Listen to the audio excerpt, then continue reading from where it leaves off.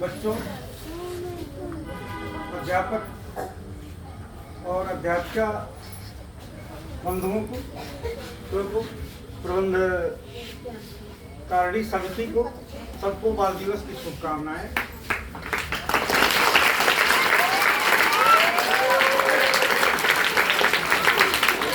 जोर नहीं करना है, जोर ताली बजाना है। बच्चों के लिए बाल दिवस मनाया जा रहा है।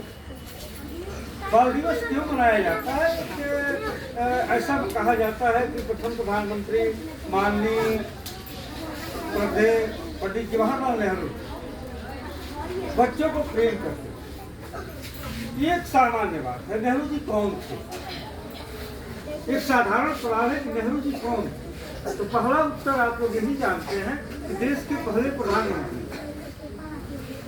दूसरा और गहराई में आप लोग जानते हैं, सबसे कहा जाता है, आप कहते हैं कि स्वतंत्रता संग्राम सेनानी। लेकिन मैं ऐसा जानता हूं कि भारत के निर्माण के एक स्वप्न दृष्टा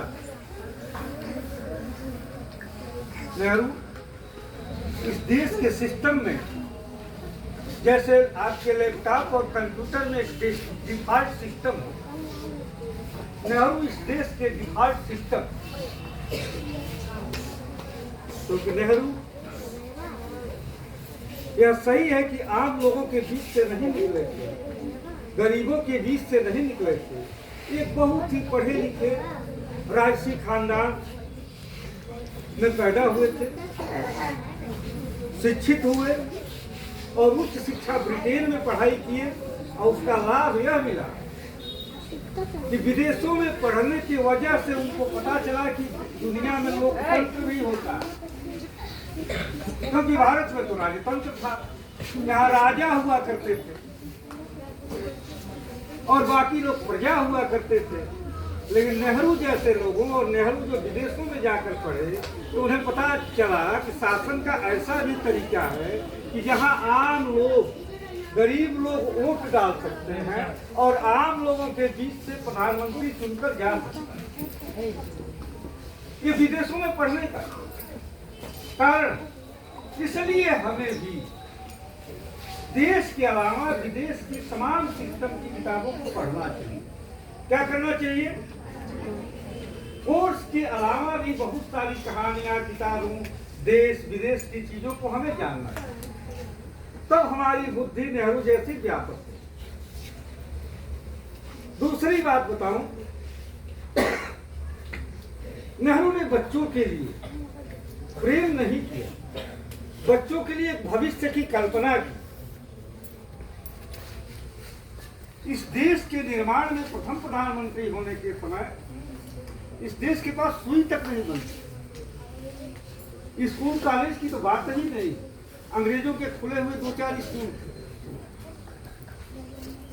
नेहरू ने जर्मनी, फ्रांस, रूस, चीन से एक तरह से कहा जाए तो भीख मांगकर बड़े बड़े फैक्ट्रियां खोली, DHL खोला, भेल खोला, रेल इंजन कारखाना खोला, यूनिवर्सिटीज खोली, ताकि देश के आम लोग, गरीब लोग जाकर के गांव से निकलकर वहां नौकरी करें और देश का निर्माण करें और अपने भविष्य के साथ साथ अपने बच्चों का भी भविष्य बनाएं। इसलिए नेहरू प्रेम करते।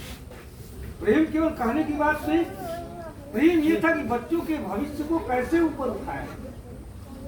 आप लोगों की जानकारी में होगी, मेरी जानकारी में है कि बनारस के DLW रेल कारखाने में जो नेहरू जी ने बनाया था, उसमें ईटा ढोते ढोते लोग सरकारी कर्मचारी हुए, रेल इंजन बनाए और रेल इंजन विदेशों में बिका और उनकी आगे वाली पीढ़ियां गरीबी से मुक्त होकर के अच्छा जीवन जी।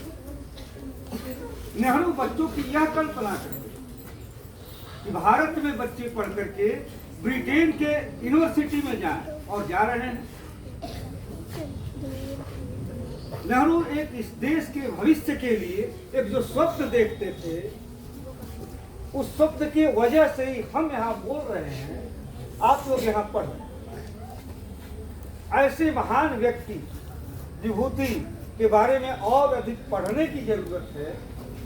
हमें निश्चित नेहरू के जीवन परिचय के बजाय नेहरू के कार्यों को पढ़ने की जरूरत है। आज के समय में व्हाट्सएप यूनिवर्सिटी, व्हाट्सएप के द्वारा निश्चित ही आपके मोबाइल पर ऐसे मैसेज आते होंगे कि नेहरू ने ये गलती किया, नेहरू ने वो गलती किया, नेहरू की वजह से यह हुआ है। आता है कि नहीं? लेकिन यह बात उसी तरह से है कि मैं अपने पिता और बाबा को कहूँ कि हमारे बाबा जो है कोदो बोते थे, बासमती क्यों नहीं बोते थे? हमारे बाबा बैलगाड़ी से चलते थे, क्यों नहीं कार खरीद लिए? वह समय था, वह बैलगाड़ी होना ही महत्वपूर्ण। आज विज्ञान और टेक्नोलॉजी ने कार बनाई तो हम कार खरीद रहे हैं। इसलिए हमें अपने पूर्वजों को गालियां देने के बजाय, घोषणे के बजाय उनकी परिस्थितियों का अध्ययन करना चाहिए। क्या नेहरू हमारे पूर्वज, हमारे परिवार के लोग भी हमारे पूर्वज हैं, तो उन पूर्वजों का सम्मान करना चाहिए। नेहरू जी इस देश के पूर्वज हैं, उनका सम्मान करना चाहिए। और ऐसे महान विभूति के बारे में मैं चाहूँगा कि आप लोग निश्चित पढ़ें और उस स्वप्न को साकार करें। इन्हीं शब्दों के साथ मैं पुनः आप लोगों को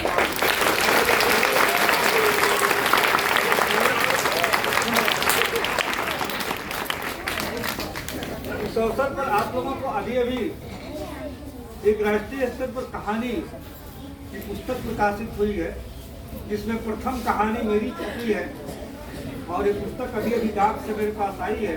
मैं विद्यालय की लाइब्रेरी के लिए इस विद्यालय को भेंट करता हूँ। निश्चित ही मैं आशा करूँगा कि बारी बारी से लाइब्रेरी से ले जाकर इन कहानियों को आप पढ़ेंगे। देश के चुनिंदा बड़े साहित्यकारों की 8 कहानियाँ हैं, 8 लोगों की, उसमें पहली कहानी मेरी है, प्रबंधक।